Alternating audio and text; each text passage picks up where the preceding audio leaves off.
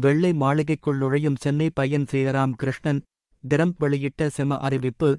அமெரிக்க அதிபராக ஜனவரி மாதம் பதவியேற்கவுள்ள Donald Trump அடுத்தடுத்து முக்கிய பதவிகளில் முக்கிய நபர்களை நியமித்து வருகிறார். இவருடைய ஒவ்வொரு நியமன அறிவிப்பும் சமூக வலைத்தளத்திலும் அமெரிக்க மக்கள் மத்தியில் கடுமையான விவாதத்தை ஏற்படுத்தி வருகிறது.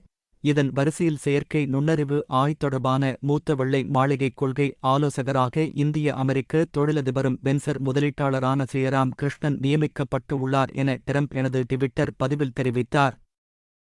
ஸ்ரீராம் கிருஷ்ணன் அமெரிக்க அரசின் தொடர்பான கொள்கையை வடிவமைத்து ஒருங்கிணைப்பார் என்று டிரம்ப் கூறினார். மேலும் ஸ்ரீராம் கிருஷ்ணன் அதிபரின் அறிவியல் மற்றும் தொழில்நுட்பத்திற்கான ஆலோசகர்கள் குழுவுடன் இணைந்து பணியாற்றுவார். ஸ்ரீராம் கிருஷ்ணன் ஒரு சென்னை பையன். மைக்ரோசாப்டின் விண்டோஸ் அசூர் குழுவின் நிர்வாக உறுப்பினராக நியமிக்கப்பட்டார். இதைத் தொடர்ந்து பல்வேறு முதலீட்டு நிறுவனத்தில் இணைந்து பணியாற்றினார். சமீபத்தில் எலான் மஸ்க் ட்விட்டரை கைப்பற்றிய பின்னர் அதை நிர்வாகம் செய்யும் முக்கிய பணியில் மஸ்க் ஸ்ரீராம் கிருஷ்ணனை நியமித்திருந்தார். ஆனால் சில மாதங்களில் ட்விட்டர் நிர்வாகம் சீரடைந்தவுடன் அவர் வெளியேறிவிட்டார். ஸ்ரீராம் கிருஷ்ணனும் இந்த நியமனம் குறித்து டிரம்புக்கு தனது ட்விட்டர் பக்கத்தில் நன்றி தெரிவித்திருந்தார். மேலும் வெள்ளை மாளிகையில் துறையில் பணியாற்றுவதையும் பேப்பல் இன் முன்னாள் டேவிட் சாக்ஸ் உடன் ஒத்துழைப்பதாக கூறினார்.